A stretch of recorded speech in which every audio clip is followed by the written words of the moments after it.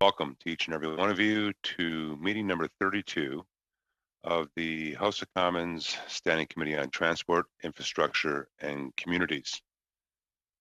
Today's meeting is taking place in a hybrid format pursuant to the House of Order of January 25th, 2021. The proceedings will be made available via the House of Commons website. So you are all aware, the webcast will always show the person speaking rather than the entirety of the committee. To ensure an orderly meeting, I would like to outline a few points. First off, members and witnesses may speak in the official language of their choice. Interpretation services are available for this meeting. You have the choice at the bottom of your screen of either Floor, English, or French. For members participating in person, proceed as you usually would when the whole committee is meeting in person in a committee room. Keep in mind the directives from the Board of Internal Economy regarding masking and health protocols. Before speaking, please wait until I recognize you by name. If you are on the video conference, please click on the microphone icon to unmute yourself. Those in the room, your microphone will be controlled as normal by the Proceedings and Verification Officer. A reminder that all comments by members and witnesses should be addressed to the chair. When you are not speaking, your mic should be on mute. With regard to the speaking list, as always, the committee clerk and myself will do the very best we can to maintain the order of speaking for all members, whether they're participating virtually or in person. A quick reminder, when I do raise the hand in my box there, that's the indication that you have 1 minute remaining within your speaking or within your introduction. So with that, members, pursuant to Standing Order 1082 and the motion adopted by the committee on March 23rd, 2021, the committee will now begin its study of government's response to the Ukraine International Airlines Flight 752 tragedy. I would now like to introduce and welcome our witnesses today. For the first hour, 3:30 to 4:30, appearing is the Honorable Omar Agabra, who is the Minister of Transport, and the Honorable Marc Garneau, the Minister of Foreign Affairs. Between 4:30 and 5:30, we will have from the Department of Foreign Affairs, Trade and Development, Sandra McCardell, Assistant Deputy Minister. Then we'll have Arif Lalani, Director General, International Organizations Bureau, Brian Swart, Director General, Consular Operations, Michelle Cameron, Head of the PS 752 Task Force. From the Department of Transport, we'll have Kevin Brousseau, Assistant Deputy Minister, Safety and Security, Patrick Junot, Director, Aviation Safety Policy and Intelligence, and finally, we'll have John Vello, the Director, Passenger Protection Program and Targeting Operations. So starting us off for the first hour, both Minister Alghabra and Minister Garneau, I'm not sure which one of you want to go first, but whoever does, you have the floor for 5 minutes. Welcome. I suggest, Minister Alghabra, we didn't queue this up amongst ourselves, but I'm ready as well. I'm happy to start if you want. Thank you very much, Mr. Chair, colleagues. Good afternoon. Thank you very much for inviting me back to be with you once again. This is, I think, my third appearance since my appointment, and I am also delighted to join with my colleague, Minister Garneau, who is also the previous Minister of Transport and has been working diligently on this file, on this tragedy since he was Minister of Transport, and he's continuing the hard work that Canadians and families deserve as a Minister of Foreign Affairs. I'm also here with officials who can offer some assistance as needed. So, Mr. Chair, I would like to thank the committee for the opportunity to participate in this discussion. Je suis heureux. I am pleased to join you virtually today. It's the work of the committee on all matters related to air safety and security and is available to assist in any way it can. On January 8, 2020, the downing of Ukraine International Airline Flight 752 claimed the lives of 176 innocent lives, 138 of them with ties to Canada, including 55 Canadian citizens and 30 permanent residents. The loss of so many lives was a terrible tragedy. We honor the memory of those who perished and offer our sincere condolences to all who mourn the victims of the PS 752 tragedy. We share the grief of the families, relatives, and friends who lost loved ones. It left behind a void that can never be refilled for all Canadians, but especially for the victims' families. Over the last year, I had the privilege to work closely with many family members, including those represented by the PS 752 Family Association. Leur force, leur résilience, Their strength, resiliency, and determination should stand as an example for all of us. we have a duty to learn from past events. We have to do better, and we owe it to the victims and their families. The Government of Canada's priority since the downing of PS 752 has always been to provide families and loved ones with the support they need. We continue to work with other impacted countries to hold Iran to account for this tragedy and seek transparency and justice for the victims and families. Canada has been at the forefront of global efforts to uncover the full truth of what happened when flight PS 752 was shot down, including by highlighting the major shortcomings of the Iranian investigation and by demanding that Iran provides answers to Canadians who lost loved ones. Through the Safer Sky initiative, we are addressing the gaps in how the civil aviation sector deals with conflict zones. The Safer Skies initiative commits Canada to working with international partners to improve the safety and security of worldwide air travel. Much progress has been achieved at the international level to advance Canada's Safer Skies initiative, including the creation of the Safer Skies Consultative Committee, the Safer Skies Commitment Statement, and Transport Canada's hosting of the first Global Safer Skies Forum, focused exclusively on the risks conflict zones pose to civil aviation operations. Budget 2021 provides $9.1 million for the Safer Skies initiative, including a permanent, dedicated, and fully resourced conflict zone information office within Transport Canada. This office will enhance our ability to monitor foreign conflict zones and rapidly warn air operators of new emerging risks. And we began engaging with dozens of countries on how to make the world's airspace safer. We held the inaugural Safer Skies Forum in December, bringing countries together with the united goal of preventing these events from ever happening again. People traveling from one part of the world to another should have confidence that they will not be exposed to safety and security risks that conflicts pose to civilian flight operations. We will further address the clear shortcomings and failures of Iran's final accident investigation reports at the International Civil Aviation Organization. We are also examining the Annex 13 regime, which so far has worked as intended, to see if any improvement can be made. La tragédie de vos Their tragedy of flight PS 752 was heartbreaking. like it would be unthinkable. We must never forget, but we must move forward. We can demonstrate our commitment to the families by working to prevent against potential future disasters. Today, the Minister of Immigration, Refugees and Citizenship announced a new public policy to offer a pathway to permanent residence for in Canada families of victims of Ethiopian Airline Flight 302 and Ukraine International Airlines Flight 752, who were Canadian citizens or permanent residents. This measure is an important part of the Government of Canada's ongoing support to these families. In Canada, families of victims who were Canadian citizens, permanent residents, or foreign nationals who were found eligible on their permanent residence application can apply for permanent residence under the policy, which will remain in effect until May 11th of next year.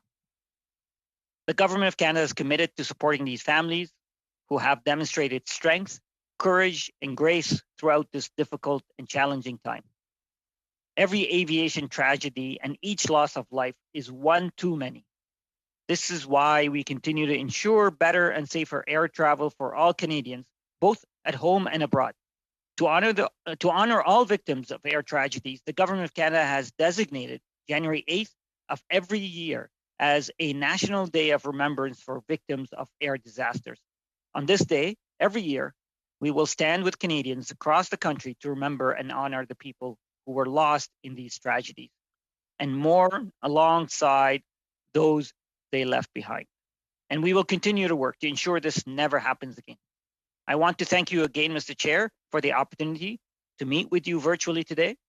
C'est avec plaisir. I will be happy to answer your questions. Thank you.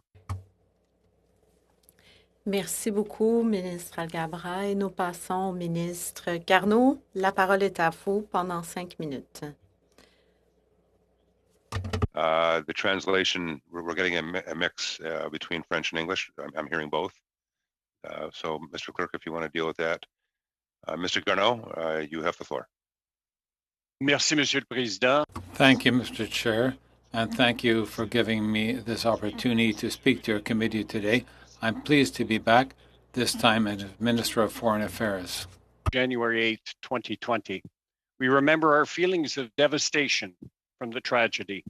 We remember our grief over the incredible lives lost. The downing of Flight PS 752 is a Canadian tragedy. Permettez-moi de commencer en réitérant. Let me begin by reiterating my deep condolences to the families for their loss. I have had the opportunity to speak with families a number of times over the past year. Each encounter is a painful reminder of their heartbreaking loss. They will be remembered. Focused on providing families and loved ones with the support that they need. Global Affairs consular team worked around the clock to deliver services and deployed a team to Iran to provide immediate local assistance to families. Officials worked to respect the wishes of the families, to repatriate their loved ones, and brought in Farsi speakers to translate documents and answer questions. Counseling services, legal advice, and expedited banking support was all arranged for families free of charge.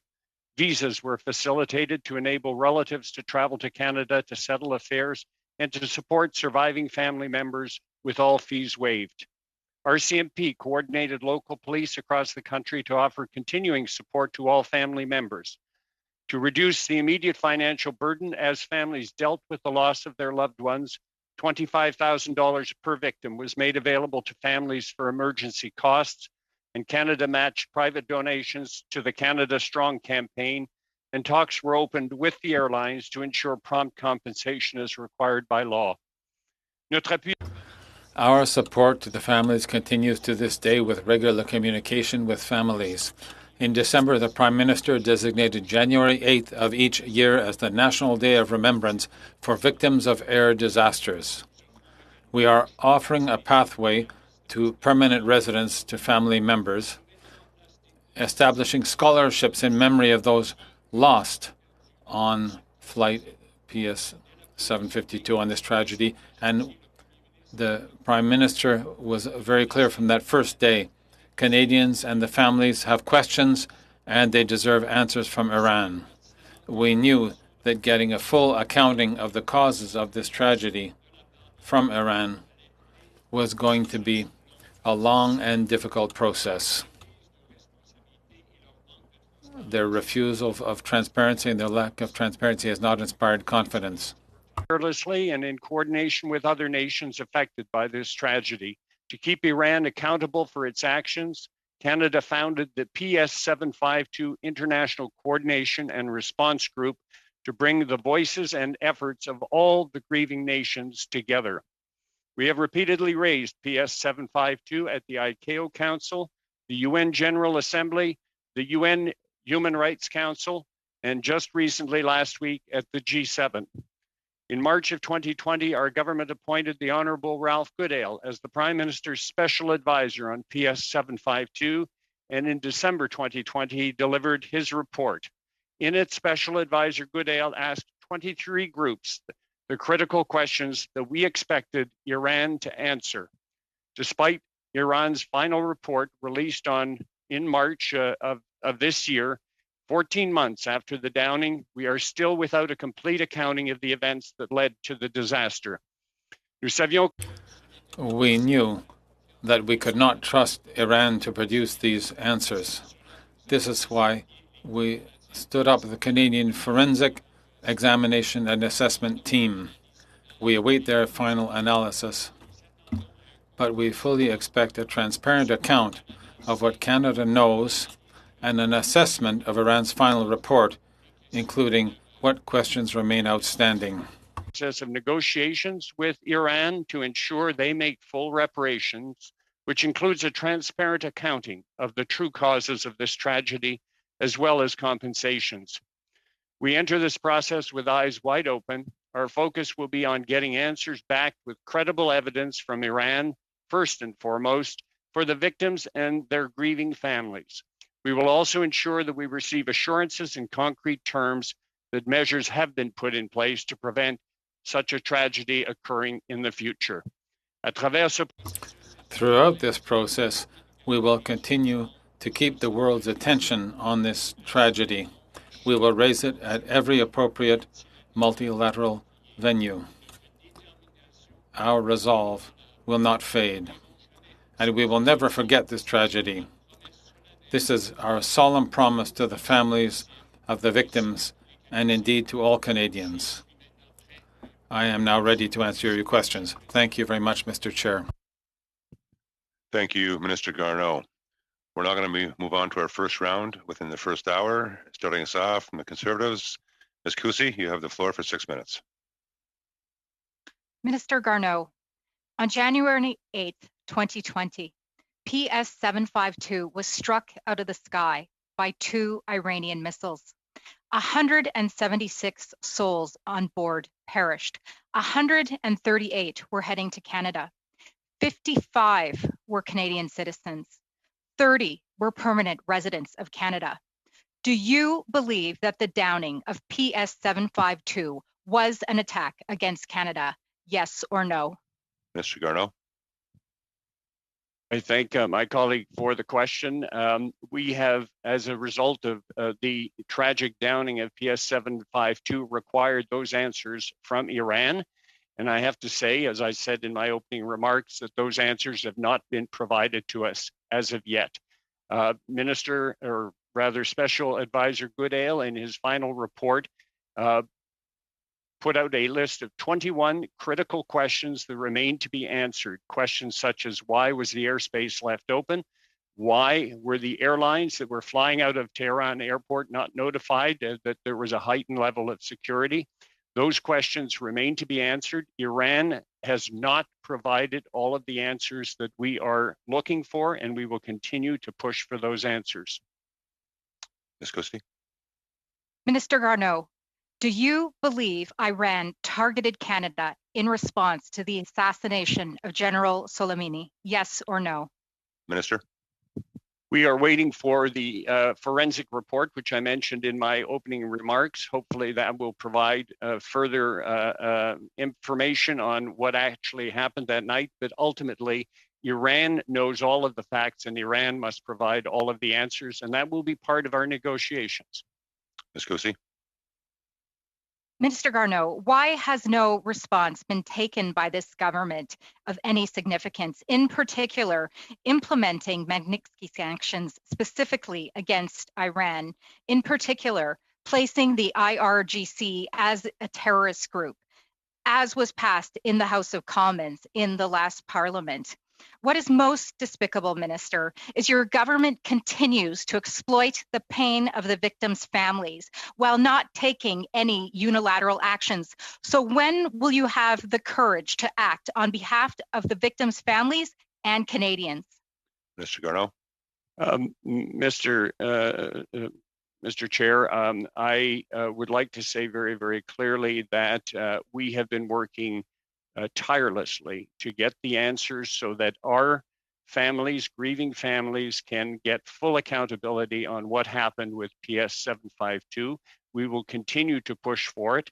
With respect to sanctions, as my honorable colleague will know, Canada has established sanctions against Iranian individuals and entities in the past, and we always keep that option open for the future. And with respect to the IRGC, she will know that the Quds Force, which is part of the IRGC, is classified by Canada as a terrorist entity. Ms. Cusi. Minister Garneau, you state in your opening statement that the government is waiting for the truth about what happened to come out of Iran before taking any significant action, which I have mentioned you have clearly yet to do. If that is the case, Minister Garneau, do you believe the world will ever truly know what happened to flight PS 752? Mr. Garneau. We will do our utmost to provide those answers to the world. We require Iran to be fully accountable for what happened. And I think that the forensic report, which will come out in the coming weeks, will also shed additional light. Ms. Cusi. With military action having been taken place in Iran from the assassination of General Soleimani, and then the missile strikes against US troops in the area, was Canada concerned for the safety of Canadians in Iran? Were any measures taken to inform the Canadians in Iran of the ongoing military dangers? Minister Garneau. What I will say to my colleague is that Canada did notify the only company, airline company, I was transport minister at the time, that had a flight path that went over Iran. And we notified them that they should divert and not fly over Iranian airspace. Ms. Cusi. In Canada's statement at ICAO on flight PS 752, they said that they are deeply concerned about the lack of convincing information and evidence despite the publication of this investigative report. The report makes no attempt to answer critical questions about what truly happened that fateful evening. If that's the case, why has the government not administered consequences for Iran, such as sanctions due to their lack of transparency, cooperation, and worst of all, disregard for Canadian lives? Minister Garneau. So we are in the process of continuing to try to get those answers. And my colleagues should also know that we are in the process of beginning the process of negotiations for reparations. And that is an integral part of the whole process. And we will see how that process goes forward. And one of the requirements with that, of course, is that full accountability that we're all seeking. Thank you, Minister Garneau, and thank you, Ms. Cusi. We're now going to move on to the Liberals. Mr. Assassi, you have the floor for 6 minutes. And by the way, Mr. Assassi, welcome to the committee. Thank you, Mr. Chair. Thank you for having me. Thank you, ministers, for making yourself available for the upteenth time to this committee and always making yourselves available on an individual basis. Now, Minister Garneau, if I could begin with you, sir. Since the beginning of this tragic incident 16 months ago, we have all witnessed the Iranian government display unconscionable conduct and a cavalier attitude towards the families, as well as to its international obligations. Amongst others, we could cite the fact that we did see the Iranian government bulldoze the scene of the accident the day after the tragic accident. We have seen the Iranian government intimidate the relatives of those who lost loved ones. We saw the Iranian government and experienced them delaying the handing over of the black boxes. We have had an opportunity to read their final report, which essentially raises more questions than it answers and says nothing about the decision-making process that happened on that tragic day. We have also seen the Iranian government not pursue culprits in Iran. In other words, everything we have seen for the past 16 months demonstrate that the Iranian government has acted in an egregious manner and has demonstrated flagrant disregard for due process and transparency. Would you agree with my characterization, Minister? Mr. Garneau?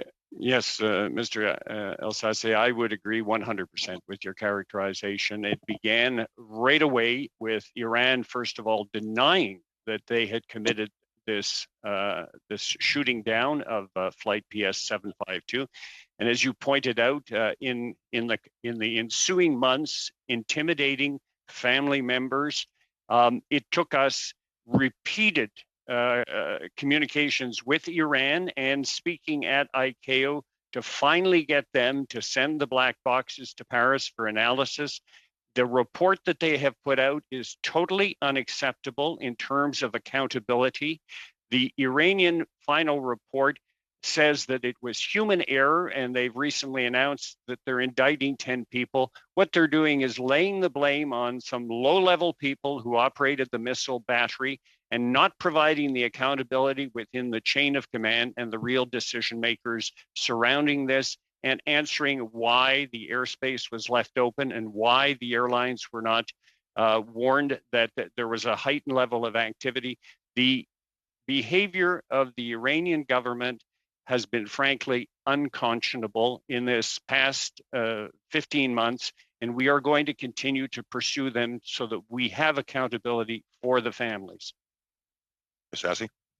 Thank you, Minister. And as you know, in international law, the Iranian authorities are required to provide a prompt, effective, independent, and transparent investigation. Now, in your remarks, you did say that, quote unquote, our focus as Canadians will be on getting answers backed with credible evidence from Iran. Given what we have seen in the last 16 months, how do you propose to do so? Mr. Garneau. By continuing to insist on getting full, accountable, and transparent answers in our interactions with Iran, and by making clear to Iran that we are not satisfied with what they have provided so far. At this point, we are also going to be going into negotiations with them for reparations, and this touches on a whole bunch of areas, but part of that will also involve providing full accountability. And so that is what the Canadian government is committed to do in order to get all of the answers. And I believe that the forensic report, which was commissioned by our government, will provide some additional insights and will be coming out in the coming weeks. Mr. Sassy. Thank you very much, Minister. Now, if I could turn to Minister Alghabra. Again, thank you, Minister Alghabra. You have been intimately involved with this issue since day one, done tremendous work. Given all that we have seen in the past 16 months, Minister Alghabra, how would you characterize the Iranian government's conduct? Minister Alghabra. Thank you, Mr. Chair. And let me pause for a second to thank Mr. Ahsasi for his advocacy on behalf of the families of PS 752. I have seen him firsthand from day one interact closely with families and then speak on their behalf in caucus, in Parliament, and as you can see here today in committee. And let me also build on what Minister Garneau has just said. Fortunately and frustratingly, Iran continues to avoid providing answers and accountability for what happened. And as Minister Garneau had said, there are many remaining unanswered questions, and our resolve remains strong to get to the bottom of what happened and to hold those accountable for shooting down the plane.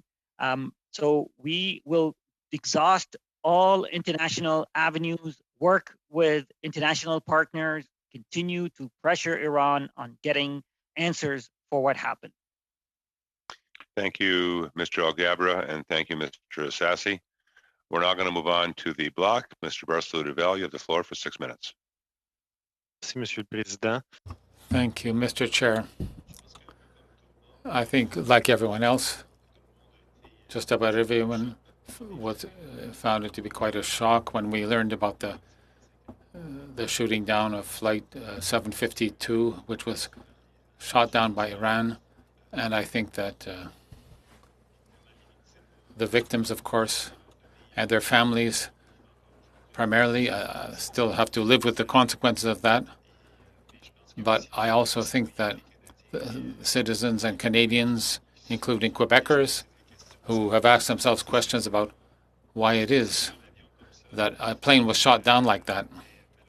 But unfortunately, now the families have still not gotten answers. And Mr. Garneau, do you think your government has done enough to obtain the answers for the families?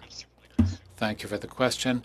And I can tell you, because I am in ongoing contact with the families, we meet on a regular basis to talk so that I can answer their questions and so that I can give them a report on the progress that we're making. And we send them a letter every month also, over and above that, and communications on a weekly basis. So there is a great deal of contact between myself and the families, as well as Minister Al-Agabra and the families.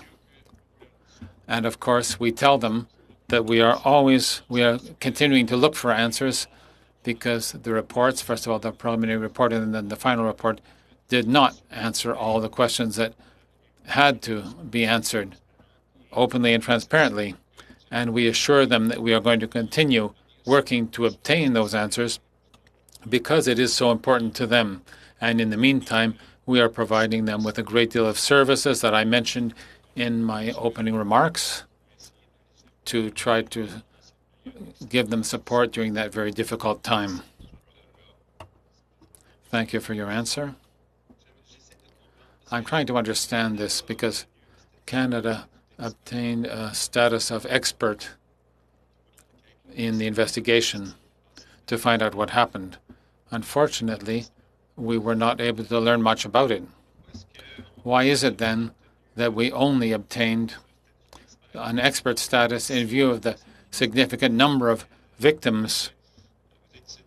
Perhaps it's for technical reasons, but perhaps there's also some politics behind that. So I would perhaps ask if you can explain that to us, because I think a lot of people would have expected us to have a much more significant role than that.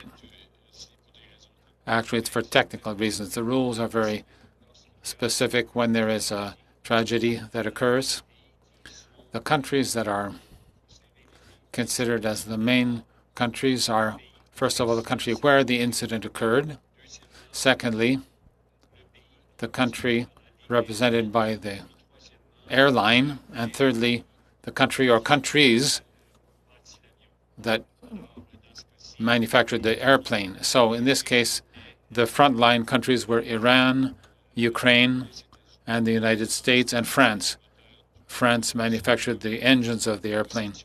So we were there as an observer, yes, with the necessary expertise, and this enabled us to get an understanding based on the black boxes of what had happened on the plane. But that's not the complete answer. What is much more important is what happened on the ground. Why is it that missiles were shot at that plane? Who gave the orders? Why was the airspace open? These answers do not come from the black boxes, and those are the answers that we are now seeking. Thank you very much for your answer. Mr. Garneau, you were involved in the file since day one, since you were Minister of Transport at the time, and now Minister of Foreign Affairs, so you have a much more complete picture than myself or ordinary people might have. But what I understand is that you share the frustration that I have on my part not to be able to get the answers for the victims. And I imagine that the same thing applies for the new Minister of Transport, Mr. Al-Gabra. But in contrast to myself, for ordinary citizens, you're able to take action. I'd like to know what more you can do in order to obtain those answers. Well, as you know, Canada, and it was my predecessor, Mr. Champagne, who led the coordination group of the 5 countries who had citizens on board that plane, apart from Iran: Ukraine, Sweden, Great Britain, Afghanistan, and Canada. And we formed a group, and we negotiated a common position regarding the demands that we were going to apply in our negotiations with Iran for compensation. And among these demands, of course, there is clarity, financial compensation, and there are also other aspects. For example, Iran has to formally apologize and other prerequisites in order for us to be satisfied. We worked together as a group of 5 countries since over the last year in order to present a common front when we approach Iran, and we are about to do so. Thank you. I understand that you find it important to have compensation, but I imagine that for the victims, even if compensation is welcome, what they want above all is to get answers. And as far as Iran is concerned, there are 10 people who were accused in Iran as being responsible for that, but we don't know who they were or what they may have done or why. And what can you do in order for us to get information about that? Because they may have rounded up 10 people on a street corner. So we really want to get the answers. So what power do you have to make sure that we can get the information and find out who those people are and what exactly they did? You're quite right. For the families as well as for us, the main thing is to get the answers. Compensation is something that comes too, but what we want is the answers because we really want to get an understanding of what happened. So we are going to work with those countries during the negotiations, and we do not accept the fact that Iran has stated that 10 people have been accused of having, I'm not sure what the exact charges are, but that they have identified 10 people.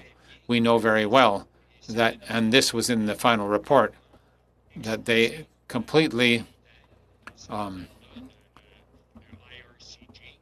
the military and the RCG were found not responsible at all in that, and they didn't explain the chain of command between those who made the decisions and those who were ultimately responsible and the soldiers who fired the missiles. So at this time, we know that it was the people at the lowest level that were responsible for firing the missiles who are going to be charged and who are going to be the ones that will be identified as or blamed as guilty for that. But we're not satisfied, and we clearly stated that we want to know who is responsible in the chain of command and how high it goes, right up to the highest level. We're now going to move on to the NDP. Mr. Bachrach, you have the floor for 6 minutes. Thank you, Mr. Chair, and thank you to both of the ministers for being with us today. Let me start by saying that my thoughts today are with the families of the victims of this terrible tragedy. I hope that our meetings at this committee can lead in a constructive way to getting answers to the questions they have and make some positive contribution to ensuring that something like this never happens again. Some of my questions have been answered already, but perhaps I'll start with Minister Garneau. Minister, on March 17th, you jointly released a statement expressing concern with the final report of the Iranian investigation, and you promised that the Government of Canada will soon disclose the results of its own investigations. I understand from your comments today that that final report is expected in the coming weeks. Is there anything else you can share around the timeline and when we can expect to see the outcome of that investigation? Mr. Garneau. So you're right. This would be known as the forensic report, and it will come out in the coming weeks. And it is the result of an analysis by a group of experts of all the facts that were publicly available and access to some additional intelligence. And that report will speak for itself when it comes out in a few weeks. We felt it was necessary, particularly Special Advisor Goodale, as he was preparing his report and investigating what had happened, that we needed to focus as much expertise as possible to look at all of the known facts that followed the tragic downing, so that we could have our own internal analysis, because we felt after the preliminary report came out that the Iranians were not answering all the questions that needed to be answered. So we'll wait for that forensic report, which should be out in the coming weeks. Mr. Bachrach. Minister, based on what you know about that analysis, how confident are you that the outcome will provide answers to the questions that you've highlighted today. Minister Garneau. Well, you'll understand that I'm not at liberty to preempt that report. We'll just have to wait until it comes out. Mr. Bachrach. Okay, perhaps turning to Minister Alghabra, some questions about Annex 13. On March 18th, the TSB called for a review of the provisions in Annex 13 of the ICAO Convention to improve transparency in the future when a state is investigating itself. Do you support this call for transparency? Minister Alghabra. Thank you, Mr. Chair, and I thank Mr. Bachrach for the question. It is part of our initiative, in fact. So Annex 13 has worked well in the past, but this tragic incident has exposed that there are certain vulnerabilities where sometimes we could see a question of credibility. And Canada has been now leading an effort to find a way to strengthen Annex 13 so it can fill in the gap for these perception of conflict or real conflict. Minister, does that include amending Annex 13 to give other states a greater level of involvement when it comes to investigations of air accidents? Minister.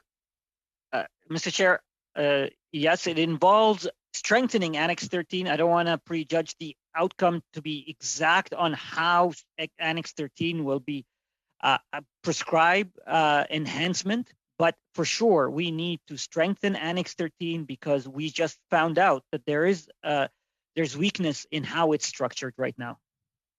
Mr. Bachrach. Minister, has ICAO expressed an interest in strengthening Annex 13? Minister.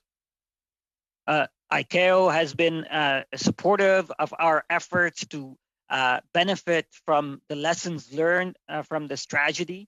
ICAO has been supportive of Safer Skies initiative, and ICAO is engaging in discussions on strengthening Annex 13. Mr. Bachrach. Perhaps to both ministers or either, how satisfied were you with the access that the TSB was granted to the crash site and the black box and its general role in the investigation of this incident? Maybe I'll take that, Mr. Chair, and see if Minister Garneau as well. I mean, Minister Garneau certainly was involved at the time as the Minister of Transport. I know, and as you know, TSB is an arm's length organization, and they're mandated to conduct independent investigations. So I followed with great interest the criticism and the comments and the observations that TSB has been making throughout this journey about the shortcomings of access and transparency in the investigation. Minister Garneau. Well, I will add that, personally, it would be if the TSB had been allowed to become a fully involved investigator when the black boxes were analyzed. It was an observer.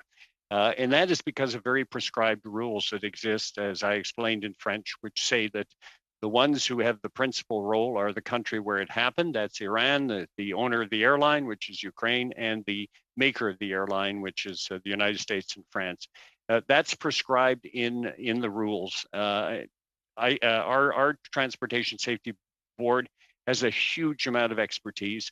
I'm sure that even as observers, they were able to get a very good understanding of what the black boxes revealed, and their report and their public comments were very valuable in recent months.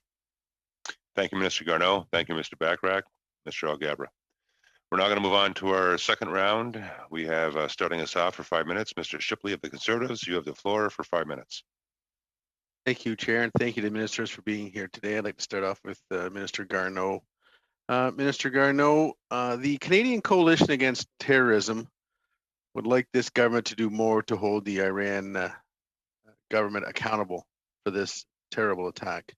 They would also like the government to list the Iranian Revolutionary Guard Corps as a terrorist organization. Why has the government refused to classify the IRGC as a terrorist organization? Minister Garneau. Well, I will remind my colleague, because I've been in Parliament for a while, the same demand was made of the Conservatives when they were in power under the Harper government. And Minister Baird, who was the Foreign Affairs Minister at that time, also said that it could not be done. However, having said that, the Quds Force, which is an element of the IRGC, is classified as a terrorist entity. The process of deciding whether an entity is a terrorist entity is done very carefully by the government within certain very well-defined criteria, and it is a process that we have to respect. However, having said that, there's no question that that the Quds Force, which is a very active element of the IRCG, has been identified. In fact, it was by the Conservatives, and we support that. It was identified as a terrorist entity, and we have put sanctions on members of the IRCG over the years. Mr. Shipley. Well, thank you for that, and that's definitely yes before my time. So I need a little bit more clarification, if you could, please, Mr. Garneau. You've got all the knowledge you're going to share with me here today. Back on Monday, June 11th, 2018, there was an opposition moment brought forward by Mr. Garnet Genius. And in that motion was part, I'm not going to read it all, it's too long, and I've only got a few minutes left, was part of it that was immediately designate the Islamic Revolutionary Guard Corps as a listed terrorist entity under the Criminal Code of Canada. There was a vote taken on Tuesday, June 12th, where that part remained in that, and in that part, you voted yes to that, Mr. Garneau, and it was passed. So why would you vote yes to that and it not be amended or taken out if you're saying now today that can't be done? Minister Garneau. Because there are very specific rules that come into play in defining whether any entity is classified as a terrorist entity. And the IRCG, which is very much identified with the state of Iran, does not, as a total entity, come under does not fit within the criteria with respect to designating a terrorist entity. Okay, Mr. Shipley. Thank you for that. So just one more question regards to this, and I'm obviously after this going to have to look up more into this criteria, but on February 3rd, 2021, I have in my hand a news release from the Government of Canada indicating about 13 new groups that were placed on our criminal code that were being listed as terrorist groups. All these groups fit into that criteria as you mentioned, but the IRGC does not. Am I correct in that? Minister. That is correct. Okay. Mr. Shipley.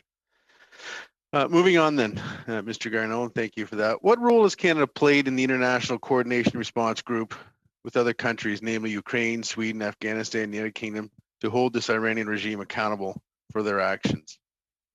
So my predecessor, Minister Champagne, became or brought the five together under his chairmanship, and they have met on a regular basis since that time.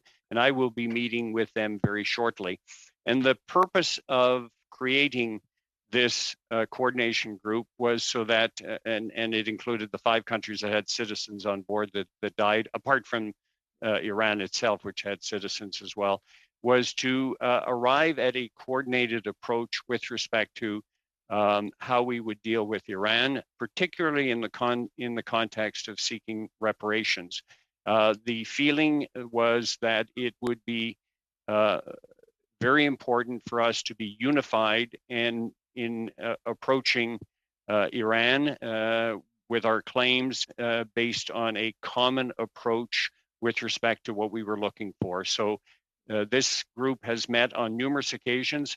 Since I've become the foreign minister, I have met individually, virtually, with each of the member foreign ministers, and we will soon meet as a group to move forward with what's called the notice of claim, which is the official notice to Iran that we are going to enter into negotiations for reparations. So it's a very important group in terms of taking a common approach, and it's worked very well up until now.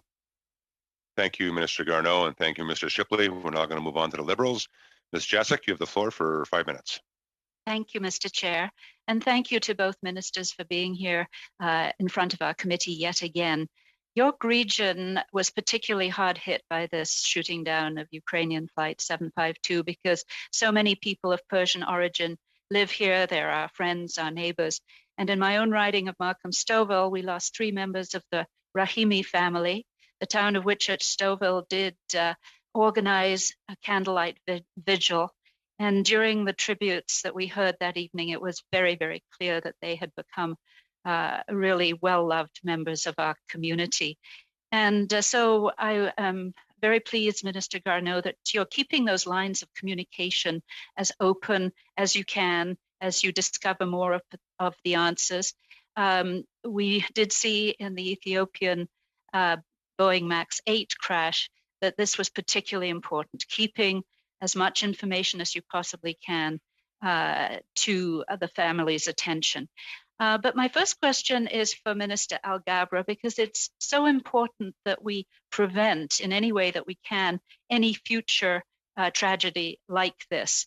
And so I'm particularly interested in how does the federal government communicate risks to safety or security with air carriers? We know that there are many areas of conflict across the globe.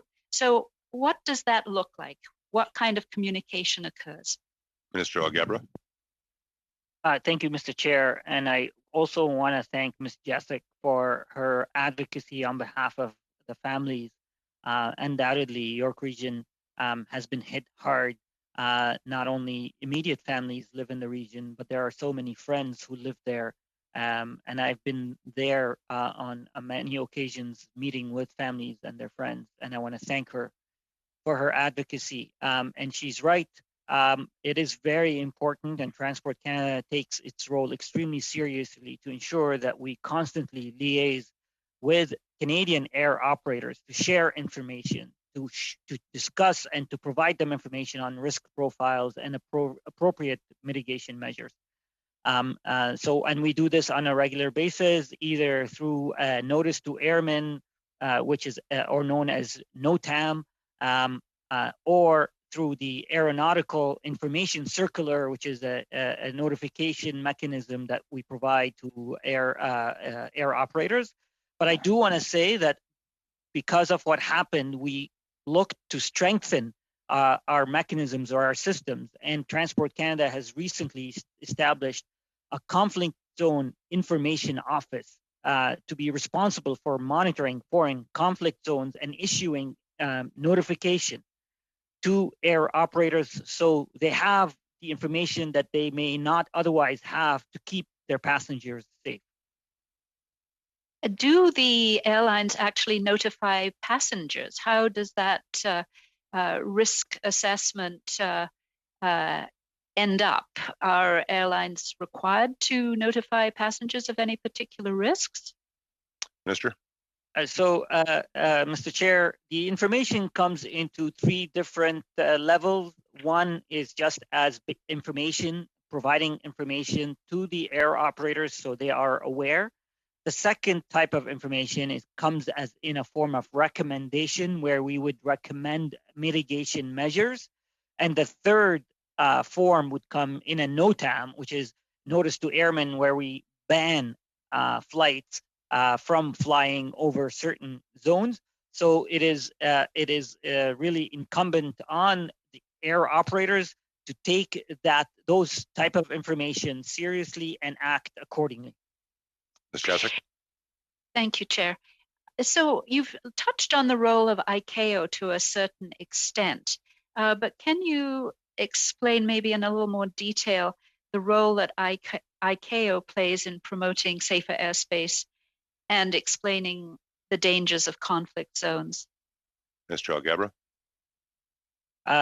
Mr. Chair, ICAO plays an extremely important role in coordinating and development of standards, recommendation, and guidance across the world. It provides air navigation advice. It provides advice to operators. It sets standards. So they really play an important role as a multilateral international institution to coordinate efforts to maintain safer skies and to ensure that air operators follow a stringent and high level of standards. And in the few Jessica? seconds I have left, did the airspace in Iran meet the ICAO threshold for a conflict zone the night of the shooting? Minister? Mr. Chair, that's why we still have so many unanswered questions, as Minister Garneau has repeatedly said today.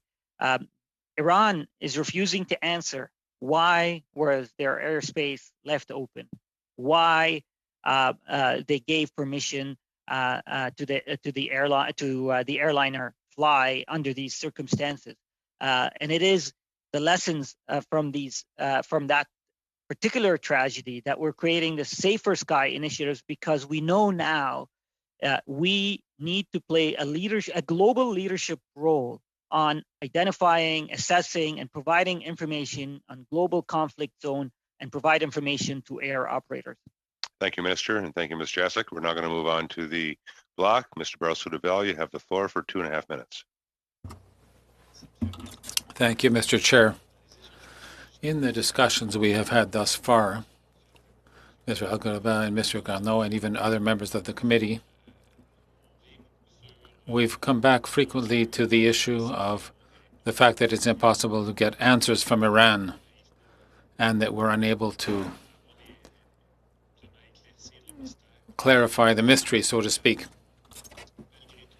In spite of everything, as was said, the families remain in a state of uncertainty with their questions, and in the report from Mr. Goodale from last December, it was mentioned that in the event of doubt about independence and impartiality of other parties in the event of a catastrophe, the government ought to quickly consider creating an investigative instrument similar to the forensic examination and assessment team to make sure that Canada has the capacity to carry out its own analysis, as the families have been demanding an independent investigation. Do you intend to set up this system? Minister? I could perhaps answer that this is why we created that group for assessment, which is called the forensic team, in order to do our own investigation based on the information that was available. So this is what we decided to do because we were not satisfied with the report from Iran. And my colleague, Minister Alghabra, mentioned that that is one of the reasons why we want to try to make changes to Annex 13 of the Chicago Convention, because it's an annex which generally covers very well what needs to be done when an accident occurs, but it does not cover the case where the country in which the accident occurs is the country that is responsible for the accident. So this creates a conflict of interest, and this is specifically what we want to avoid in the future, so that the investigations may be done independently, which is not the case now. What means do you have available to ensure that this famous Annex 13 can be amended? Is there a timeline for that? Could it have an impact on this specific case with Iran that we're talking about now? The current transport minister, the process of seeing whether Canada can bring changes to Annex 13. Minister Alghabra? Thank you, Mr. Chair, and thank you, Minister Garneau, and thank you to my colleague for the question. It is, of course, an important question, and we are determined at continuing to advocate for reforms of Annex 13. And as I said in my earlier response, there's willingness on behalf of ICAO and other international partners to have these discussions. That's not to say that this discussion won't be, difficult and different ideas will be debated. But we are committed to seeing a way to strengthen Annex 13. And I also want to take a moment to answer another question about our resolve to getting to the bottom of this. And while it is frustrating to see that Iran continues to avoid answering these questions, and while we remain committed to pursuing international processes and multilateral organizations to get these answers, but we keep all options on the table, Mr. Chair. We are going to pursue all options But we will continue to exhaust international processes. We're going to continue to work with international partners to put pressure on Iran to get there. But all options are on the table, Mr. Chair. Thank you, Minister, and thank you, Mr. Barceau-Duval. We're now going to move on to the NDP for 2.5 minutes. Mr. Bachrach, you have the floor. Thank you, Mr. Chair. Minister, has Canada brought the issue of accountability in this matter to the United Nations? And if Canada is not successful at ensuring accountability, is it a matter that Canada would be willing to push for at the UN Security Council? Or push for the UN Security Council to address, rather? We have brought this matter to the United Nations and to the United Nations Human Rights Council as well earlier this year in March. And as I said, I've just come back from the G7, and it is in the communique of the G7. So it is something that we as a country are bringing to the attention of as many multilateral groups as possible to point out the unacceptable behavior exhibited by Iran. Mr. Bachrach. Minister, Ralph Goodale was appointed and was acting as a special advisor on PS 752 and was tasked with developing recommendations and mechanisms that could prevent future such disasters. Now, last month, the Prime Minister appointed him the new High Commissioner to the UK.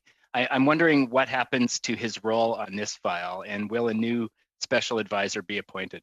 Mr. Garneau. So the situation is that Special Advisor Ralph Goodale was given a specific task. He completed that task with a report which is extremely comprehensive, which he delivered to the Prime Minister last Christmas, with a number of recommendations and, of course, with a list of questions that still remain to be answered. His mandate is complete. He has done his job. I can tell you that he's still very personally involved because I saw him last week and it was the first subject that he wanted to talk about because he has had so many conversations with the families and wants to, like all of us, to see this resolved in a satisfactory manner. But his job is complete, and Ministers Alghabra and I are continuing and we have all the facts, and we know we have the mandate to do everything that needs to be done. Mr. Bachrach, you have time for a quick question. Quick question. I'm not sure I can articulate it quickly, but the question is around, the information that Minister Alghabra was providing on information to air operators. It seems like steps are being taken to inform the airlines in a more accurate and timely way about potential conflicts. But the ultimate decisions are still, and assessments are still being left to those companies, to those air operators. I see the minister shaking his head. Perhaps he could elaborate on how we're moving towards a different situation. Minister Alghabra. Thank you, Mr. Chair, and thank you to my colleague for his question to help me clarify. As I stated, there are 3 levels of notification that we provide air operators. One is information, second is recommendation, but the third is a ban.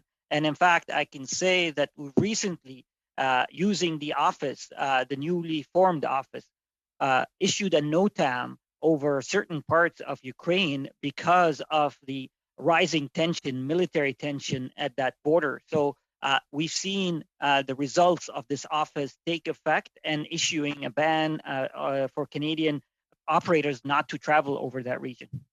Thank you, Minister Alghabra, and thank you, Mr. Bachrach. We're now going to move on to Ms. Kusi of the Conservatives for 5 minutes. Ms. Kusi, you have the floor.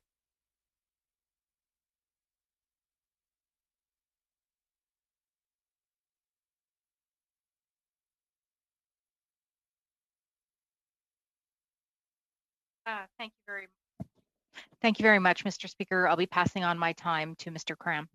Mr. Cram, go ahead.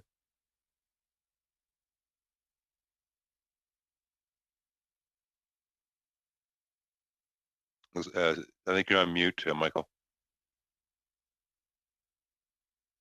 Press it again. We're not hearing you.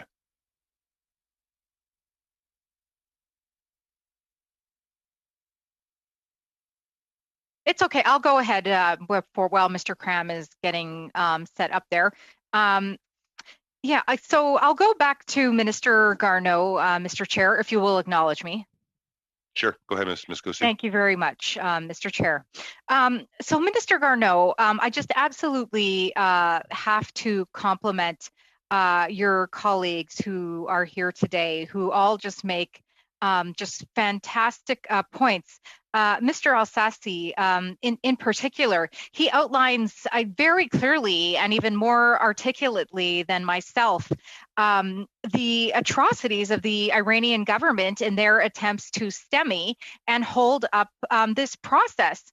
But the reality is that you have the opportunity to do something and to do something significant outside of a bursary or compensation or a day of recognition, all that are valuable things. So I repeat again, why are you waiting for these outcomes from the Iranian government when you have victims' families that clearly feel your government is not doing enough? Why will you not take significant unilateral actions, such as the Magnitsky sanctions, as we have talked about, the IRGC? I feel you've done a valuable job of explaining. Why are you not taking further unilateral actions? It is not clear to me when your colleagues have so clearly outlined that the government of Iran is we cannot rely on the information that they will provide us. Your colleague, the Honorable Minister of Transport, Minister Al-Gabra, said that we hope that this will never happen again. It will. It absolutely will if we do not take accountability as a nation to hold these other governments to account. So what will you do, please, Minister? Minister. So thank you. We've been insisting on accountability from the beginning, and accountability has not been provided, and we will continue to insist on accountability as we move forward. There is a process in place, and that process also involves negotiations with Iran, which are going to start in the near future, where we will be negotiating for reparations. At this point, it is important for us to continue the process, which will also yield a forensic report in the coming weeks, and then followed by the process of negotiation, which may take some time. So it is important for us to stick to that path, and during all of that time to continue to insist on accountability and transparency, and to criticize Iran when it is not providing it, which up until now they have not provided. Ms. Kusi. But at what point will you stop expecting them to be accountable when they have clearly shown to this point that we cannot rely on them? Your colleague again pointed out the atrocities of bulldozing human remains, of denying the black box, Minister. These are significant things that certainly I believe no one within our world would possibly allow. And so, Minister, what is the point at which you will be satisfied with the responses that you receive from the government of Iran, which I feel very confident will be less than sufficient? Minister. When we get all the answers, that's when we're going to be satisfied. And we do not have all of the answers. And in the meantime, we're going to continue to push for them. And we're going to continue on multilateral fora, such as the United Nations and the Human Rights Council, to point out that Iran has been derelict in its obligations to provide accountability. We will continue that process until we get all of the answers. We owe it to the families and we owe it to Canadians. And believe me, I have been involved in this process now since the beginning, and I am determined to put all of my energy to make sure that we get to a satisfactory resolution of this issue. Thank you, Minister Garneau. And thank you, Ms. Kusi. Go ahead, Minister Al-Gabra. I just want to affirm my colleague, Minister Garneau's passion and resolve to pursuing international fora and processes to get to the bottom of this. But I also want to add that as I and Minister Garneau have committed to families, we are not going to relent, and we will pursue other options that will have recourse measures for us to get answers if the process is exhausted without getting to the bottom of this. So these processes tend to be painfully long. I understand that, and if we want to pursue other recourses, we need to first continue to exhaust the international processes that are internationally agreed upon, and then if that process does not yield our expectation, we will continue to consider options, including Security Council, including International Court of Justice, including other mechanisms, but we need to continue to focus on this internationally recognized process, Mr. Chair. Thank you, Minister Alghabra. We're going to go to our final speaker of this round, Ms. Martinez-Ferrada. You have the floor for 5 minutes. Merci, Monsieur. Thank you, Mr. Chair. So my question will be for Minister Alghabra. Thank you both for being here with us this evening to talk about a tragedy that affected all Canadians. I think I remember where I was when I learned that this sad news occurred. Mr. Alghabra, earlier you talked to us about the Air Security Initiative. Could you talk to us more about what is proposed for the Safe Skies Initiative and how Canada, in collaboration with other countries, can make that initiative a reality? How can we really make sure that it works?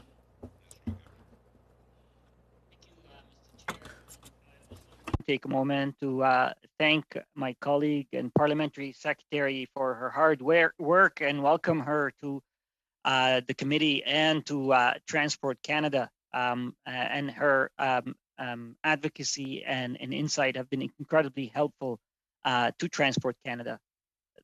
Under the Safer Skies Initiative, Canada established a domestic conflict zone information office.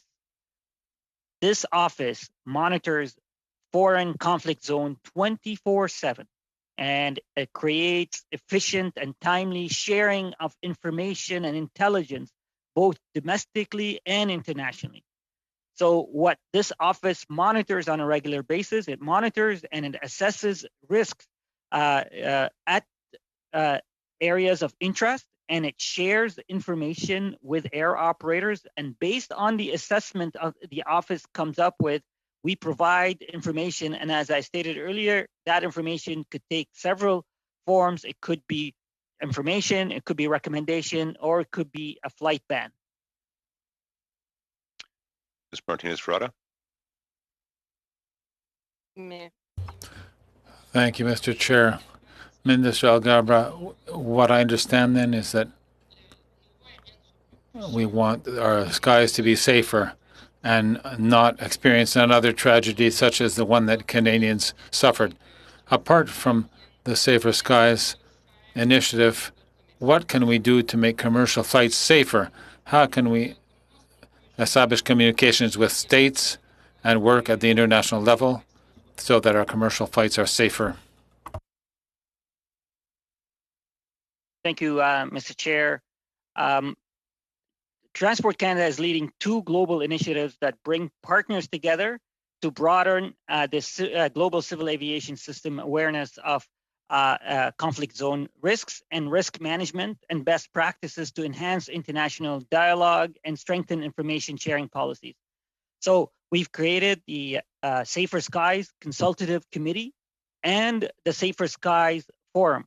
Canada also created a Safer Skies commitment statement where signatories pledged to take key actions with respect to conflict zone risk mitigation. And to date, Mr. Chair, 19 countries and 4 industry organizations have endorsed this statement.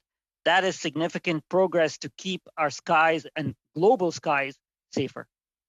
Ms. Martinez-Ferrada. Yes, Minister Alghabra, could you tell me right now whether there are any conflict zones or zones where there are flight bans now? I know you touched on that earlier. Perhaps you could remind us about everything that's being done right now to ensure safety of flights in conflict areas. Could you talk about that a bit more? Thank you, Mr. Chair. As I stated in an earlier response, currently we have a NOTAM or a ban on flights over a segment of Ukraine because of the heightened tension that exists at the border because of Russian military activities. And there are other conflict zones that we're regularly monitoring.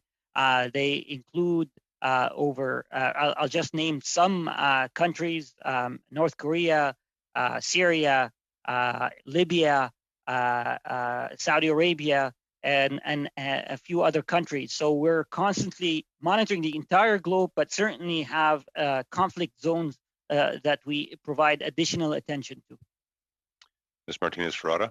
And Mr. Chair, I should add Iran as well. Iran and Iraq are on that list.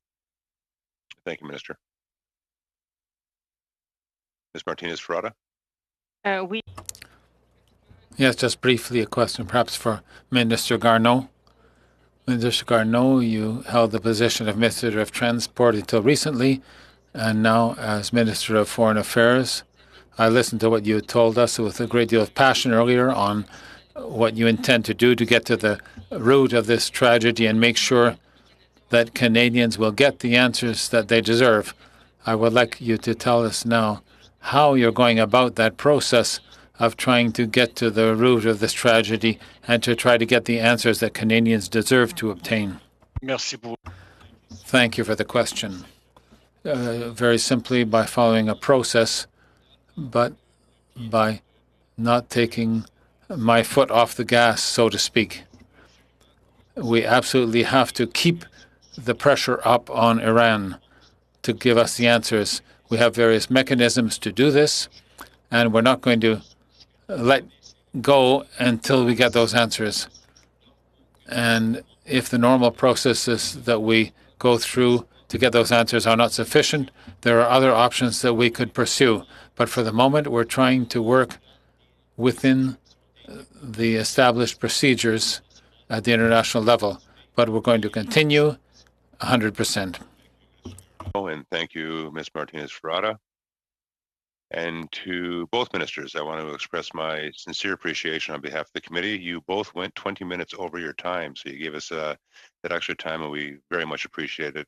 It got us through 2 rounds, and to all members, great interventions. It was wonderful to hear from each and every one of you. So with that, we are going to let the ministers go, and we're going to suspend for about 3 to 5 minutes due to the fact that we have to do some sound checks. I'll let the minister, or I'll let the clerk take care of that. And once again, we'll suspend for that amount of time. Thank you.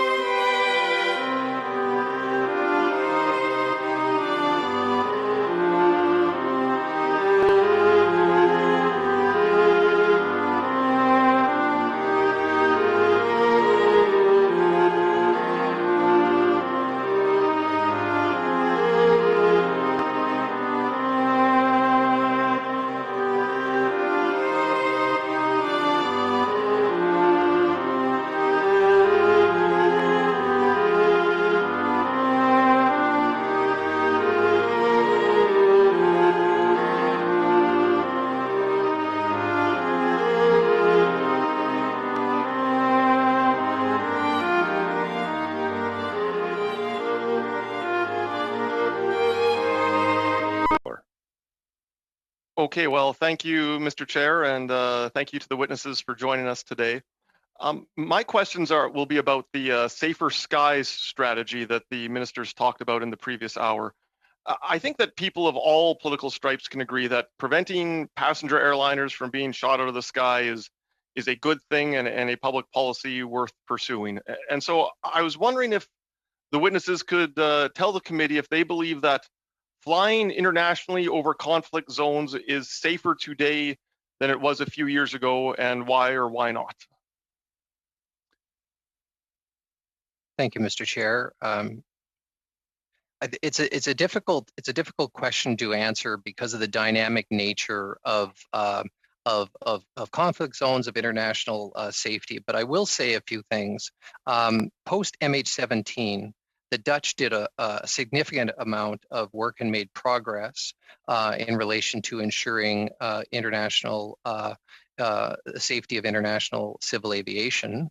As well, the ICAO have changed a number of their standards and recommended practices related to the manner in which conflict zones are managed and assessed by airlines and by countries, and that was the big impetus to the Safer Skies initiative, and why Canada seized the moment and built on the great work by the Dutch after their tragedy to build international cooperation, to share information, share intelligence, so that properly informed risk assessments are made, so that in fact airlines are aware and stay away from dangerous air zones. Thank you, Mr. Chair. Mr. Graham. And so is the new Safer Skies strategy and the new Foreign Conflict Zone Office, are they fully up and running, or is that still yet to be done? Mr. Brousseau. Thank you very much, Mr. Chair. The Conflict Zone Information Office part at Transport Canada is up and running. Started it up over the course of the summer, so almost coming up on a year. And that's staffed with experts here in Transport Canada who monitor the air zones 24/7, exchange information with international and domestic partners. Safer Skies Initiative is in fact is moving, making progress. Minister Alghabra and Minister Garneau mentioned the Safer Skies Forum in December, where we brought together, I think, 90 countries represented, about 400 representatives around the world, really looking at how, in fact, you unpack the manner in which countries interact, share information, break down barriers of information sharing, so that you're leveling the play field for all countries and all airlines around the world. Mr. Graham. Okay, so I've seen in the news the last few days that the Israeli-Palestinian conflict is heating up, and the Israelis are launching rockets at the Palestinians, and the Palestinians are launching rockets at the Israelis. And I went to Expedia.ca before this meeting, and I looked up flights from Toronto Pearson to Tel Aviv, and there are all sorts of flight options to fly from Toronto into Israel right now. So why shouldn't the Safer Skies strategy have alarm bells going off of some sort to stop passenger airliners from flying into areas where there are rockets being launched? Mr. Brousseau. Thank you, Mr. Chair. It is a very dynamic situation for certain going on currently in Israel, and I don't want to speak too much about a current active environment. The Conflict Zone Information Office is actively monitoring that, engaging regular conversation with Air Canada, our only carrier that flies into Tel Aviv, as well as with other regulators, international regulators such as the FAA and other regulators, to ensure that the measures that are being taken by the state, by Israel, are sufficient so that we're assured of aviation safety, and we will monitor that. We're monitoring it continually, and will adjust as necessary. Mr. Graham. Okay, so I can understand that the government of Canada can stop Canadian airlines from flying direct into a conflict zone. But if I want to, or if a Canadian who doesn't know about this conflict could change planes in New York or Europe or somewhere, how does the government of Canada cooperate with other countries and other airlines to stop Canadians from catching connecting flights and going into a war zone unsafely? Mr. Rousseau. It's an important element, Mr. Chair, of the work that Safer Skies does and the Conflict Zone Information Office in working with other authorities like the FAA, like the states of those airlines, Mr. Cram, that you mentioned, so that information is shared and people are on the same level playing field to be able to make the decisions around their own risk assessments in carrying out their own risk assessments with respect to the safety of flying into Tel Aviv, for instance, and flying out. And as we've seen over the course of the last few days, there have been periods of time where the airport has been closed and then reopened. So again, a highly dynamic situation, but it speaks to the importance of international cooperation so that Canadian operators are aware, but that also we're playing a role to ensure that other states are properly informed. Mr. Cram. And finally and quickly, the Government of Canada has a travel advice and advisories webpage at travel.gc.ca. If Canadians are looking to travel abroad, will the aviation safety advisories about dangerous conflict zones, will that make its way to travel.gc.ca? Yeah. Mr. Rousseau. I'll start the answer and then turn to my colleague at Global Affairs. We're in very close contact with Global Affairs regularly to ensure that the proper advice is being given to Canadians through the GAC travel advisories. But let me turn it over to my colleague, Ms. McArdle. Ms. McArdle. Thanks very much for that. I will turn to Brian Stork, who is the head of our consular department, and he can speak to the travel advisory program. Brian?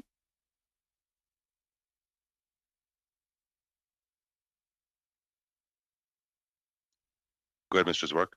Thank you very much for the question. Global Affairs does maintain travel advisories up to date for most countries throughout the world, where we are represented and where we are not.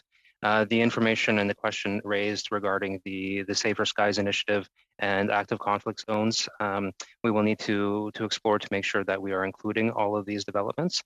But when there are developments that can impact the safety and security of Canadians, we do update the travel advisories very frequently, daily, as the information is presented to us. Thank you. Thank you, Mr. Zwark, Ms. McArdle, Mr. Rousseau, and Mr. Cram. Well done. We're now going to move on to the Liberals. We have with us Mr. Alcuri. Mr. Alcuri, you have the floor for 6 minutes. Merci, Monsieur le Président. Thank you, Mr. Chair, and welcome to our guest witnesses. My question is for the gentleman who represents the Global Affairs Canada. Canada led the setting up of International Coordination and Intervention Group for the victims of Flight PS 752. Could you tell us more about the leadership of Canada within the group? I'll actually ask my colleague Sandra McArdle to respond to that question. Ms. McArdle. Avec un grand plaisir. With pleasure. Indeed, as Minister Garneau mentioned, very shortly after the tragedy of Flight PS 752, Canada went about organizing a group of countries whose nationals were victims. We quickly contacted the UK, Ukraine, Sweden, and Afghanistan to group together to respond to the tragedy that had occurred over the skies above Tehran. And a few days after that, we organized the first meeting at the ministerial level in London, and this launched the coordination process that is still in action. Then we also benefited from advice and from the presence of the Dutch minister who had experienced a similar tragedy over the Ukraine, in which a flight had crashed, number MH17. So we set up a kind of organization for that right from the start, and it's continuing right up to today, where a subcommittee of legal affairs is grouping together to develop a negotiation process which will lead to eventual reparations from Iran. So from the start, Canada has stepped forward, and we have seen that we had the largest number of victims, either citizens, permanent residents, or relatives from Canadians. So we took leadership, and we continue until today. Thank you. My second question is from Ms. Michelle Cameron. Welcome to the committee. It's a pleasure to see you. The last time I think we saw each other in Beirut in Lebanon. Since January 2020, Canada has mobilized its allies and international partners in order for Iran to be held responsible for these acts. What actions has Canada taken at both the national and international levels? And can you talk to us about the interactions between Canada and the other countries in that regard? Ricardo?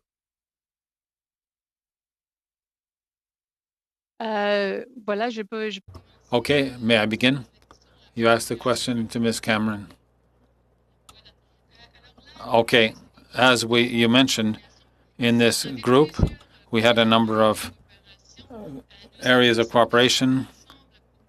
We talked about the events to develop a strategy for negotiation, and we also grouped together to compare the information available. We talked a lot with Minister Garneau about the known facts of the event that occurred in Iran, and also we discussed to share the information. For example, we can see that with Ukraine, we are supporting an investigation that is being done, a criminal investigation, and at the international level, we have had considerable collaboration that continued. And you also talked about the work done in Canada, and you can see close collaboration between Foreign Affairs and the Department of Transport, and there are other partners. The RCMP, for example, has been in contact with families since the start and has set up a counseling system to contact the families in the most difficult time and contact with the Ukraine. And we also set up a system, a consular system with services that Mr. Garneau talked about from the beginning, visas for families that want to come to Canada, and financial support, which very quickly provided an amount of $25,000 to enable the families to get through the greater financial emergencies.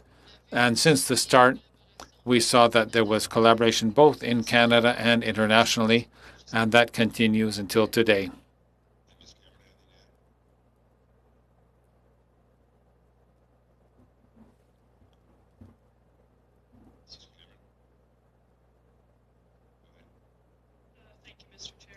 It was a very comprehensive answer that covered both our domestic efforts within the Government of Canada across departments.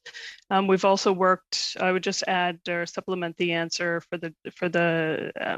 we've worked with municipal governments as well as provincial governments to ensure that when families come to us with their needs and as they're processing their grief and as they're settling their estates, they come to us with a number of challenges. So we also work domestically to make sure that services are aligned across the various levels of government. In addition to the international efforts that Ms. McArdle outlined, I wanted to highlight as well, and again, because it really is worth reiterating, that with our coordination group partners and standing together with them, we were able to bring a strong statement at the Human Rights Council. We were able to garner support for the annual human rights resolution around Iran, which included the failures of Iran around PS 752.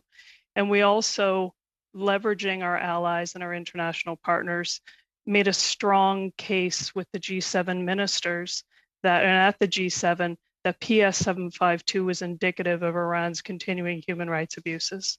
So I would just add that to supplement. Thank you, Mr. Chair. Thank you. Thank you, Ms. Cameron. Thank you, Ms. McArdle, and thank you, Mr. Alkuri. We're now going to move on to our next speaker from the block, Mr. Barrasso-Duval. You have the floor for 6 minutes. Thank you, Mr. Chair. My question will be for Mr. Junot.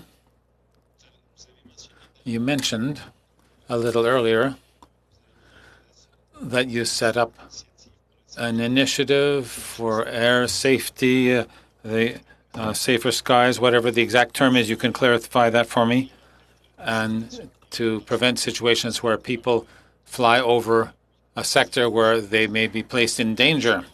I would like to know, for example, at the time when, well, before and when Flight 752 passed over Iran, whether you already had received any prior signals that this might have been a flight that could be unsafe, and what was done also to advise, what was done concretely to advise the passengers of that flight that it might be an unsafe flight for them.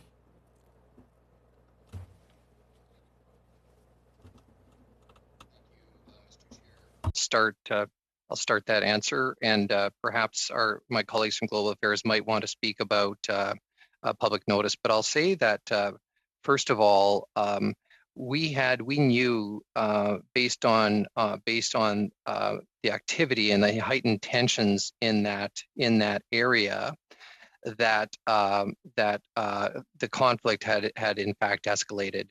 So on that date, we had actually talked to Air Canada, which was our only Canadian air carrier that was flying in and around that region on a flight from Dubai, and they had actually decided to reroute so that they weren't flying over that specific region, given its tensions. So we had spoken with Air Canada, and in fact, discussions with the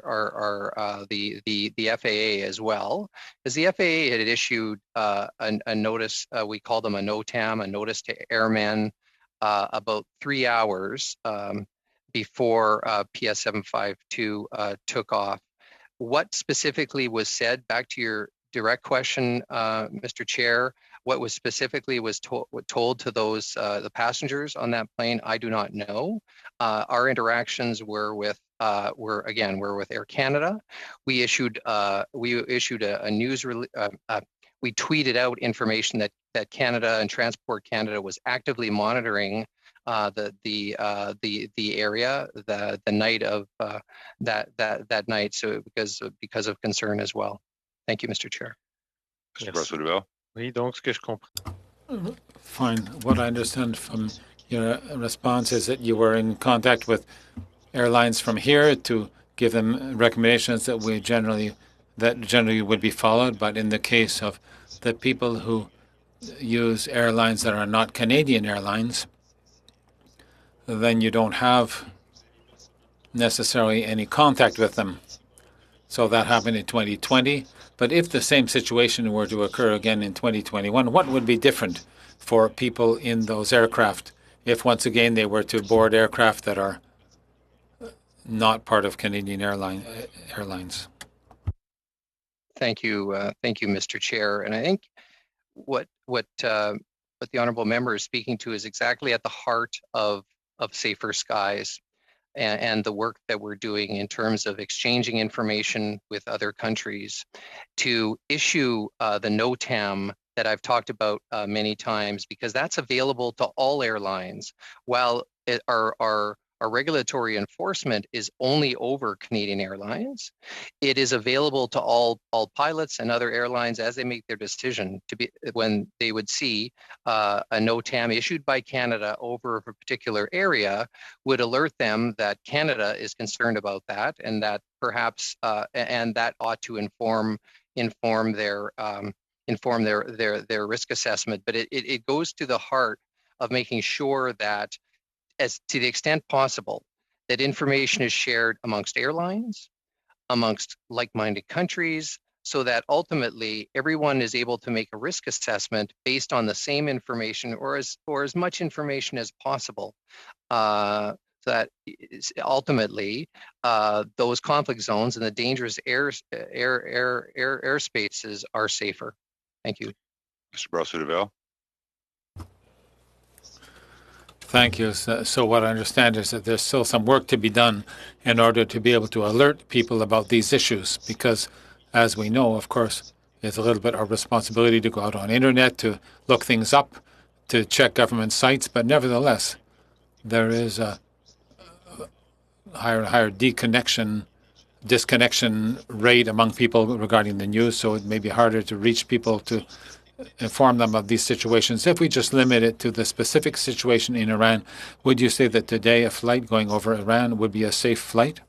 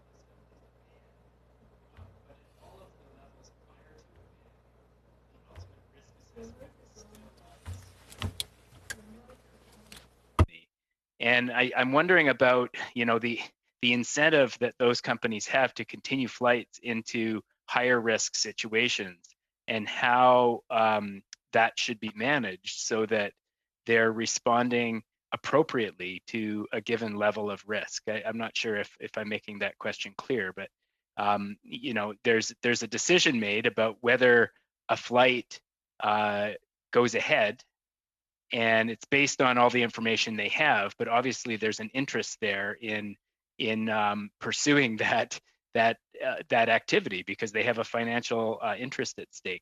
How do you see the Safer Skies Initiative managing that decision-making process? Mr. Brousseau. Thank you, Mr. Chair. Thank you, Mr. Bachrach, for the question. Let me lay out, I think, the groundwork in terms of some of the decision-making in the first place. You're correct that most airlines have some sort of a security function or a safety function that will make a determination based on the carrying out of a risk assessment as to whether that particular flight is safe to proceed or not.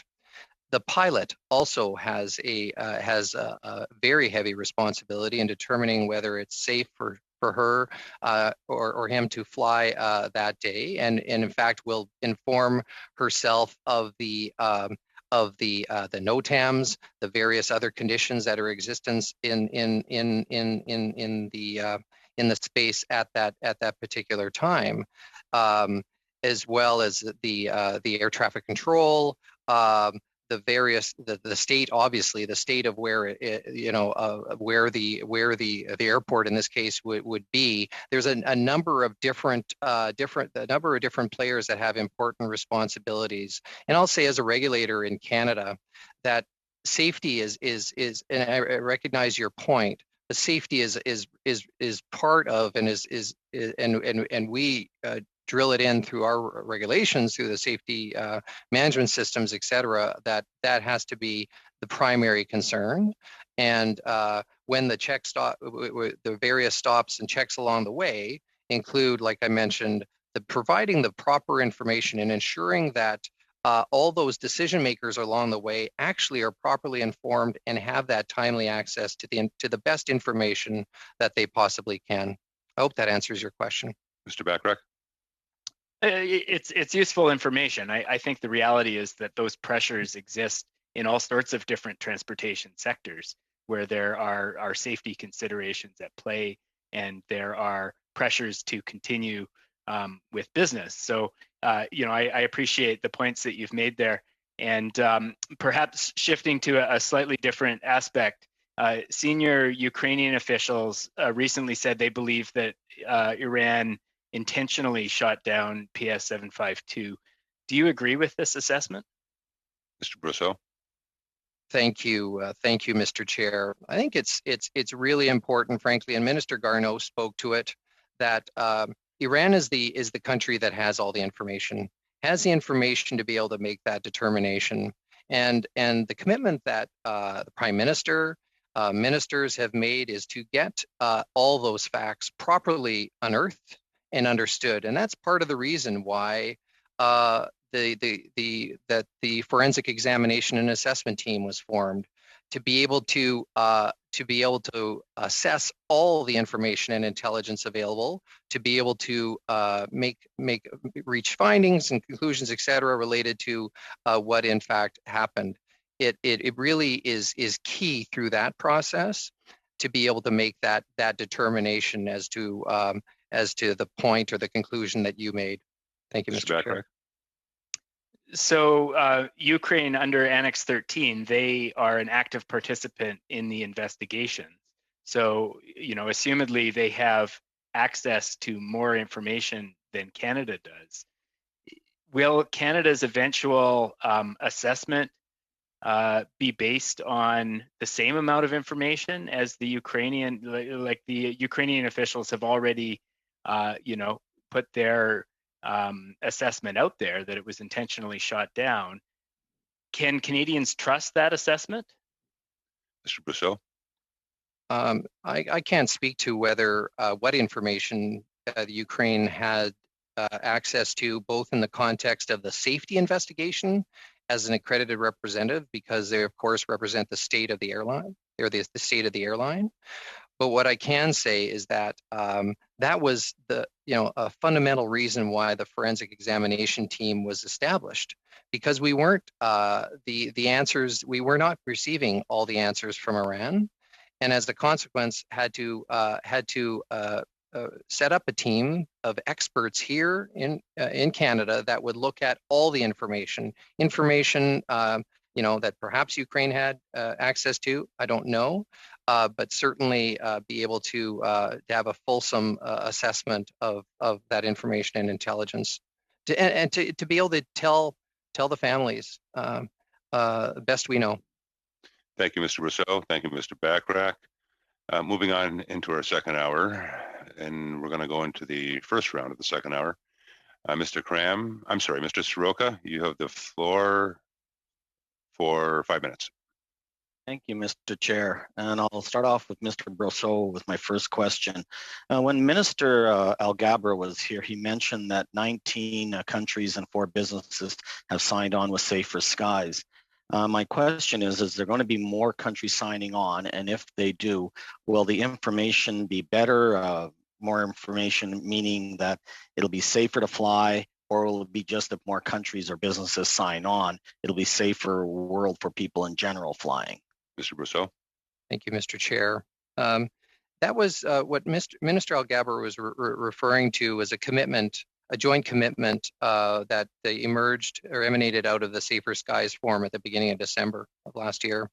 And it really was an expression of almost like a joint statement that comes out of an international meeting. That's how I view it. I think it regardless of whether a particular country, for whatever reason, perhaps doesn't sign on to it, I think that the purpose of the forum, of the initiative, the consultative committee that Minister Alghabra referred to, is ultimately about making the dangerous airspaces in this world safer and civil aviation safer. Thank you. Okay, again to Mr. Brousseau. Do you have any measurable outcomes so far from the Safer Skies initiative or not? Mr. Brousseau? Yeah, I would start with the fact that, first of all, the CZO, the Conflict Zone Information Office, has stood up. We've had a number of important meetings with agreements signed. Canada has issued, and in fact issued, a notice to airmen over airspaces around the world, and have ongoing dialogue in an important area where perhaps those dialogues and discussions weren't happening, and information wasn't being shared to the degree it was. So perhaps not as clear, Mr. Chair, as 1, 2, and 3. But the manner in which international civil aviation regulators and countries are interacting and sharing information is absolutely better than it was prior to. And again, as I mentioned, builds on the work of the Dutch post MH17. Mr. Soroka? Hey, with all the objectives that are laid out under the Safer Skies commitment, do you have the resources to implement it all currently, or need more resources for the future? Mr. Brousseau? Yeah, thank you, Mr. Chair. We were very fortunate to be identified and receive funds through the budget of a few weeks ago, which will go a long way, in fact, to be able to give the stability and to crystallize the work here at Transport Canada. But it is a multi-pronged, multi-departmental, multi-country initiative. So the resources we have will be able to advance this Safer Skies initiative in a tangible and meaningful way. Mr. Soroka? My next question will go to Ms. Cardell. I understand, under the Safer Skies program that, we're trying to stop terrorists from attacking our planes, but is there some other opportunities besides, the information sharing? Are we going to look at basically like war crimes against some of these people? And the problem comes to is, even as the minister had said earlier, they seem to sacrifice the lower level people in the organization except for the heads of the organization. Can we somehow manage to attack the head of the organization as opposed to just the underlings? Mr. Brousseau? I'm sorry, Ms. McCardle? Thank you, Chair. Certainly we have a work cut out for us as we proceed forward. I think maybe what is going to be the most important tool for us to get real satisfaction, to get justice and accountability, as the ministers referred to earlier, and as we've all been seeking for families, is really going to be the reparations negotiations. This is the best way that we have under the international legal system to address a number of areas that I think are critical for the families and quite critical for Canadians in general. Reparations isn't just about compensation, but it's an opportunity for us to negotiate with Iran a full and detailed accounting of what happened, to get a public acknowledgement of wrongdoing, to aim for an official and public apology, as well as assurances of non-repetition, meaning that the circumstances are in place, conditions have changed, so this doesn't happen again. That's all part of what we're working with the coordination group through that negotiation process to achieve that. And I think that's really going to be the best way that we can aim to get the justice and accountability for families. Thank you, Ms. McCardle, Mr. Brousseau, and Mr. Soroka. We're now going to move on to the Liberals with Mr. Assassi. Mr. Assassi, you have the floor for 5 minutes. Thank you very much, Mr. Chair. Now, we heard from the two ministers that we are very much committed to holding Iran to account. And one of them did actually say that every option remains on the table. Ms. McCardle, could you kindly explain to us what those options are? Ms. McCardle? There's a number of options. I've just referred to the reparations negotiations and how we intend to use that in cooperation with those other 4 grieving countries. to move forward and press around to give the answers to ensure this doesn't happen again, as well as compensation. But that's the most important avenue, sort of longer term, to achieve our objectives and through international law. But as the Minister Garneau referred to, we have not hesitated at every opportunity in multilateral forum and international conferences to raise the importance of PS 752 and to use those venues to press Iran to do more to provide answers for families. So Minister Garneau referred to the G7 that was just last week. In March, we did a joint statement with Sweden, the UK, and Ukraine at the Human Rights Council, where we exactly pressed Iran to meet their obligations and to address the concerns of families. We have that avenue as well, and we will continue to work very closely with that coordination group going forward. So there's a number of areas that we're looking for, in addition to the preventative measures that we've been talking about through Safer Skies and the work on Annex 13. Mr. Assassi. Thank you. Now, if we could move to the issue of compensation, it's well settled within international law that the level of compensation is just and fair.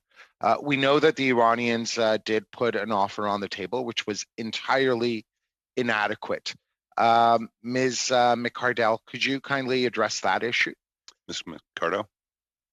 Thank you, Chair.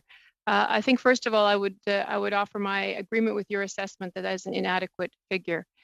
There will be a process through negotiations. Our legal subcommittee of that coordination group has already put together a common negotiation position so that we can work together to achieve a package of families, both on the answers and on the financial side, which will be what they deserve. Certainly, there's nothing that's going to compensate for the loss of their loved ones, and I think we all fully recognize that. In terms of how that's going to go forward, obviously there are some precedents in terms of other in tragedies where states have paid compensation. There's even a few that are highlighted in Mr. Goodale's report, which give a certain kind of parallel where there has been a plane that was downed. So all of that will be taken into consideration by the legal teams, both in Canada and those other countries that we're working with. But just to say, more broadly speaking, this is work that's underway, and obviously our teams won't be able to share too many details as this is an ongoing negotiation. Mr. Assassi. Mr. Lalani, I was wondering if you could also address the issue of all options being on the table. Are there other international venues where we can pursue Iran and hold them to account? Certainly. Thank you. I think as the minister said and as Sandra said, we are prepared to pursue all options as we pursue the negotiations. And I think those options are at the UN, where we continue to raise the matter at the UN Human Rights Council, also to introduce language in a resolution on Iran at the General Assembly. We have taken every opportunity at ICAO to raise the issue. I think the Minister of Transport has spoken at every single council meeting since this tragedy occurred. And I think we'll continue to do that in coordination with the other countries that are part of the process, and mindful of our ultimate objective, which is these negotiations, where we do hope, in fact, to get justice and to get information and to get accountability. Mr. Assassi. Mr. Lalani, I was wondering if you could possibly address the issue of the International Court of Justice. Is that an option? Thanks. That's not my area, and I might turn to my colleague Sandra on that. But I think that's all right. I think there are very specific criteria for going to the International Court of Justice, and I'm not sure that we are at that moment yet. But I will turn to Sandra for that. Ms. McCardell. Mr. Chair, thank you. We've brought you a number of witnesses today, so there's a rich group of us to draw from. Maybe I'll just say that, look, the jurisdiction of the International Court of Justice is not automatic, and there's a number of steps that we need to follow before we can get there. The first part of that is to engage in negotiations that I've described, and good faith negotiations. We have to show a genuine willingness and cooperation with our CG partners to engage Iran and to negotiate for an outcome that is suitable and acceptable and appropriate for families. After that, we need to engage a decision maker, that may be the ICAO Council or another form of arbitration for a view on those negotiations. And only then, if that's not satisfactory, so can we proceed to the ICJ. So there's really a series of steps under international law that need to be followed before we can get to the International Court of Justice. There have been instances before where that process hasn't been followed, and the court, quite frankly, has just rejected outright to hear the case. Now, I will just underline that we are going to follow those processes. I know that the legal teams across all 5 countries are highly engaged on this, and I know that they will not hesitate to move forward to the ICJ if those good faith reparations negotiations don't achieve a satisfactory result. Thank you, Ms. McCardle, and thank you, Mr. Sassy. We're now going to move on to the block. Mr. Barceau-Duval, you have 2.5 minutes. Thank you, Mr. Chair. My question will be for Mr. Swart. I hope I pronounced your name correctly. I'm sorry. We understood that in the discussions between the Minister of Foreign Affairs and Iran, that there was a willingness on the part of Iran, at any rate, to mention the importance for them of reestablishing consular relations with Canada. Do you think it's appropriate on the part of Iran to ask for concessions or to make demands in a context in which we have victims of people from here who want, and people here that want to get answers, and that ultimately to give in to this kind of approach, at any rate, wouldn't that rather tend to send a message that if you attack us, we'll reward you? So, personally, I feel uncomfortable with that, but I would like to perhaps hear you more on the circumstances and the context and how this type of situation is managed. Mr. Chair, thank you for the question. I'll speak to the consular aspects of that question, and I'll ask my colleague Sandra to maybe supplement that with any other comments regarding the broader issue. In terms of consular assistance, we do not have an embassy there. We do have a protective power. We work very closely with the Italian embassy, who were quite instrumental in the early days in providing consular assistance to the Canadians. Through the Italians and through our standing rapid deployment team who were deployed to Iran, we did engage the Iranians to advocate for the interests of the family members, in particular in relation to their wishes in terms of burial or repatriation. So we did do advocacy on behalf of them, which we feel was instrumental in having the wishes of the families respected. But maybe at that point, I'll transit over to Sandra to answer the rest of the question. Thank you. Mr. Barceau-Duval, you have time for a quick one.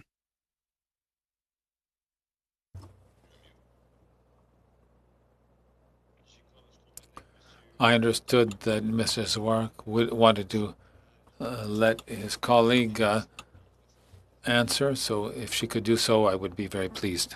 Go ahead, Ms. McCardle. Merci. Thank you. I'd just like to add to the answer by Mr. Swark. Even in the difficult circumstances between two countries, we do not want the citizens to be involved in a negative way. So that is why we have protective powers between each country. And Italy is representing Canada in Iran, and Switzerland represents Iran in Canada. So this is how we are able to respond to the day-to-day needs for the citizens of each country to have a certain form of consular service. Beyond that, we don't think it's an appropriate time to consider a stronger presence of Iran in our country. Clearly, their conduct does not warrant a physical presence in Canada, and we recognize the interest, but for the time being, we are quite satisfied that Switzerland is able to provide the necessary services for Iranian citizens in Canada. And unfortunately, Mr. Barceau-Duval, that is your time. So we'll now move on to the NDP. Mr. Bacharach, 2.5 minutes. Thank you, Mr. Chair.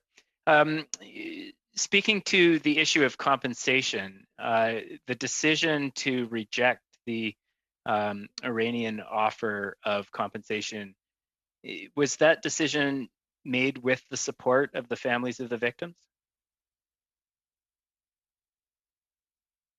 Ms. McArdle? Mr. President, so to be clear, there has been no formal offer, no formal rejection. What we've seen are media commentary made by Iran to attract attention to their position. But I can assure you, while these are negotiations that are ongoing, we can't discuss details. I can assure you that there is a strong coordination amongst all 5 countries, that we will follow through on negotiations with a united voice to press Iran, and that negotiation will be beginning as soon as possible. Mr. Bachrach? Thank you for that response. Do those negotiations occur with conversation with the families of the victims? Or perhaps to rephrase that, are there ongoing conversations with the families that are occurring parallel to the negotiation around compensation? Ms. McArdle? So we have regular communication with the families at a variety of levels. You'll have heard that Minister Garneau and Minister Rabra have been in touch directly with families, and through the task force which Ms. Cameron leads, we have regular exchanges with families through in both written and phone calls. So we do have a good communication with them. I think that as the negotiations go forward, given the need to keep those positions as protected as possible, we need to ensure that the 5 countries coordinate together, but that the Iranians don't understand what our positions or strategies are. So that aspect does limit our ability to be as transparent as we might be in other circumstances. Clearly, a difficult negotiation like this over many years requires very judicious strategies and close protection of that information. Mr. Bachrach, you can squeeze in one more question. Okay, my final question, has the government worked with international aviation organizations, including ICAO and IATA, to pressure Iran to comply with the international standards for the investigation and to ensure adequate compensation for the victims? I'll speak to the first part, Mr. Chair, and then perhaps my colleague, Ms. McArdle, may speak to the others. But we've absolutely worked very closely. In fact, ministers have made multiple representations and made statements at ICAO, saying or exercising our concerns, describing what we would like to see from Iran, and that was all the way from a clear, transparent investigation to turning over of the black boxes, a number of different areas with respect to compliance with its international obligations, not only to Annex 13, but to ensure that civil aviation is safe in that country. But perhaps Ms. McArdle would like to supplement that answer. Thank you, Mr. Brousseau. Ms. McArdle? Thank you very much, Mr. Chair. Look, I think that what we are doing in our engagement on this issue going forward is, I think, to use every single opportunity we have to gain leverage, to pressure Iran to provide that justice and accountability that we've been talking about since January 8th, a year ago. What we are looking very closely at what those opportunities are, whether we work with like-minded directly, whether we work with the coordination group, whether we use UN fora or our annual Iranian human rights resolution that we have at the United Nations. We're looking at every tool we have, and we'll be very careful and strategic in how we use those tools to apply the pressure we need at the right time to advance our reparations negotiations and be able to get those answers and that fair compensation families deserve. Thank you, Ms. McArdle, and thank you to all the witnesses. Mr. Bachrach, thank you as well for your last intervention. But thank you to all the witnesses. You brought out the entire team today. We really appreciate that. And we had a lot of great dialogue between the members and yourselves. So I want to thank you for that. To members as well, thank you for the meeting today. It was a great exchange. And to all of you, please enjoy your constituency week next week, and we'll see you back the following week. And with that, I'll take this opportunity to adjourn the meeting. Good night.